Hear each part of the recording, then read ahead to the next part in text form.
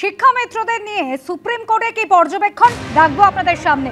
ভারতবর্ষে শিক্ষকদের কোনো সম্মান দেওয়া হয় না, এমনই মন্তব্য সুপ্রিম কোর্টে।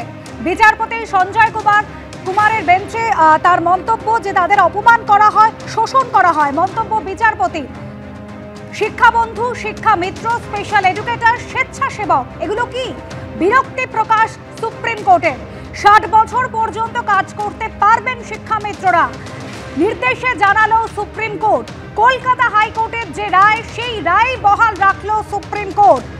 আজ সুপ্রিম কোর্টের বক্তব্য, ভারতবর্ষে শিক্ষকদের কোনো সম্মান দেওয়া হয় না, তাদের অপমান করা হয়, শোষণ করা হয়। শিক্ষাবন্ধু, শিক্ষামিত্র, স্পেশাল এডুকেটর বা স্বেচ্ছাসেবক এগুলো কি? বিরক্তি প্রকাশ সুপ্রিম কোর্টের। কলকাতা হাইকোর্টের রায় বহাল রেখেছে আজ সর্বোচ্চ আদালত। একজন ব্যক্তি দীর্ঘ 21 বছর ধরে কাজ করছে, তাকে কেন স্থায়ী করা হলো না? প্রশ্ন আদালতের। 2004 সালে সর্বশিক্ষা মিশনের অধীনে শিক্ষামিত্রদের নিয়োগ করে রাজ্য। 2013 সালে তাদের স্বেচ্ছাসেবক বলে ঘোষণা করে রাজ্য। 2014 সালে তাদের ভাতা বন্ধ করে 60 বছরের আগেই অবসর নেওয়ার কথা বলে রাজ্য।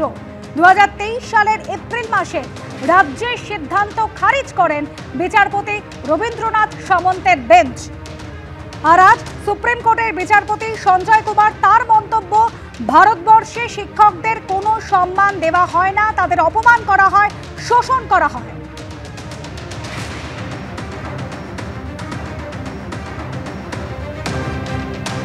পরের খবরে নজর রাখবো। সাঁকরাইলের হাড়িভাঙা এলাকায় ধান চাষের জমি লন্ডভন্ড হাতির দলে, সেই ছবি রাখবো আপনাদের সামনে। সাঁকরাইলের বালিভাষা জঙ্গলে রওনা দেয় এই 12টি হাতির দল।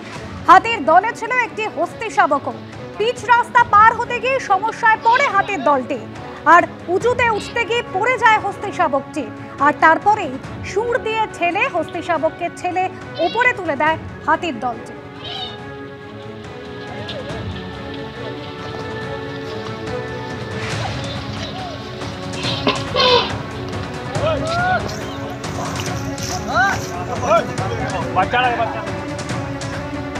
দলে ছিল ছোট্ট হস্তি শাবক, রাস্তায় উঠতে তার সমস্যা হচ্ছিল। সেই সময় বাকি সদস্যরা, বাকি হাতিরা সুর দিয়ে ঠেলে কিভাবে তাকে রাস্তার ওপর তুললো দেখুন।